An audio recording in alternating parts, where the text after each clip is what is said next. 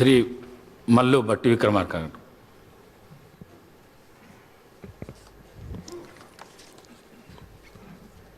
అధ్యక్ష, తెలంగాణ 3వ శాసనసభకి స్పీకర్గా ఎన్నికైనటువంటి మీకు ముందుగా హృదయపూర్వకమైనటువంటి అభినందనలు తెలియజేస్తా ఉన్నాం.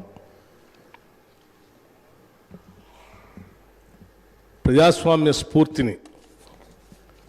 పూర్తిగా కాపాడాలన్నటువంటి ఆలోచనతో సభలో ఉన్నటువంటి అన్ని రాజకీయ పార్టీలకు సంబంధించినటువంటి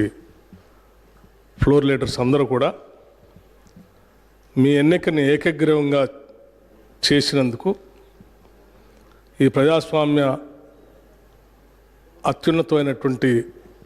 దేవాలయంగా భావించేటువంటి శాసనసభకి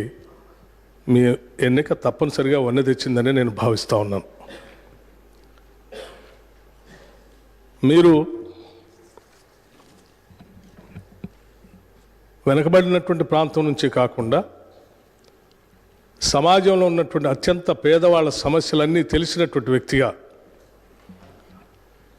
3 సార్లు శాసనసభకి ఎన్నికైనటువంటి వ్యక్తిగా స్థానిక సంస్థల నుంచి ప్రాతినిధ్యం వహించినటువంటి వ్యక్తిగా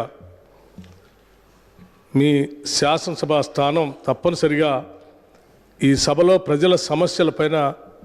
లోతుగా చర్చించడానికి పెద్ద ఎత్తున ఉపయోగపడుతుందని మేమందరం భావిస్తున్నాం, ఆశిస్తున్నాం కూడా. మీరు గతంలో షెడ్యూల్ కాస్ట్ వెల్ఫేర్ కమిటీ సభ్యులుగా ఉండి ఆ తర్వాత చైర్మన్గా కూడా ఉండి ఆ సమస్యలపైన చైర్మన్గా మీరు చూపించినటువంటి చొరవ కూడా ఈ సమాజంలో ఉన్నటువంటి షెడ్యూల్ కాస్ట్ సమాజానికి పెద్ద ఎత్తున ఉపయోగపడిందని చెప్పడంలో కూడా నాకు ఎటువంటి సందేహం లేదు అధ్యక్ష. అలాగే మీరు గతంలో హ్యాండ్లూమ్ మంత్రిగా పనిచేసినప్పుడు చేనేత కార్మికుల యొక్క బాధల్ని అర్థం చేసుకొని వాళ్ళకు ఉన్నటువంటి లోన్లని మీరు ప్రత్యేక చొరవ తీసుకొని మాఫీ చేయించడం కోసం మీరు చేసినటువంటి ప్రయత్నం కూడా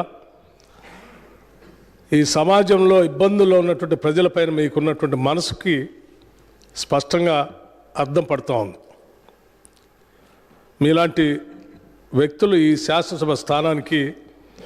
సభాపతి కావటం ఈ సభలో రాష్ట్రంలో ఉన్నటువంటి ప్రజల ఇబ్బందులపైన ప్రజల యొక్క సమస్యలపైన లోతుగా చర్చించడానికి పెద్ద ఎత్తున మీరు సమయం ఇస్తారని, ఆ దిశలో సభ్యులందరికీ కూడా వారి వారి గౌరవం కాపాడుతూనే వారికి ఇవ్వాల్సినటువంటి సమయాన్ని ఇస్తూనే వాళ్ళ హక్కులను కూడా కాపాడే ప్రయత్నంలో ఎటువంటి లోపం ఉండదని నేను భావిస్తూ ఉన్నాను. మీకున్నటువంటి అపారమైనటువంటి అనుభవం ద్వారా మీరు ఈ శాసనసభకి సభాపతిగా ఎన్నిక కావటం, మీతో పాటు పనిచేసినటువంటి శాసనసభ్యులుగా మేమందరం ఈరోజు గర్విస్తూ ఉన్నాం. మీరు సభాపతి స్థానంలో కూర్చొని ఈ రాష్ట్రం ఎన్నో కోరికలతో, ఎన్నో ఆలోచనలతో, ఎన్నో కలలతో తెచ్చుకున్న తెలంగాణ రాష్ట్ర భవిష్యత్తు కోసం ఈ రోజు నుంచి జరిగేటువంటి ఈ శాసనసభ సమావేశాల్లో చర్చలు అర్థవంతంగా ప్రజల సమస్యల్ని పరిష్కారం చేసేటువంటి దిశగా మీరు సలహాలు సూచనలు ఇస్తారని, ఆ దిశలోనే ఈ సభని ముందు నడుపుతారని ఆశిస్తూ, మీ ఎన్నికకి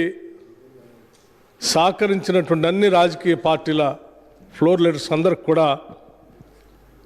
నేను నా హృదయపూర్వకమైనటువంటి అభినందనలు కూడా తెలియజేస్తూ ఉన్నాను. ఇప్పుడే సభానాయకులు ముఖ్యమంత్రి గారు రేవంత్ రెడ్డి గారు చెప్పినట్టు భవిష్యత్తులో కూడా ఈ రాష్ట్ర సమస్యలపైన, ఆ సమస్యల పరిష్కారం కోసం మనం చర్చించేటప్పుడు ఇదే స్ఫూర్తితో సభలో ఉన్నటువంటి అన్ని రాజకీయ పార్టీల నాయకులు ముందుకు వస్తారని,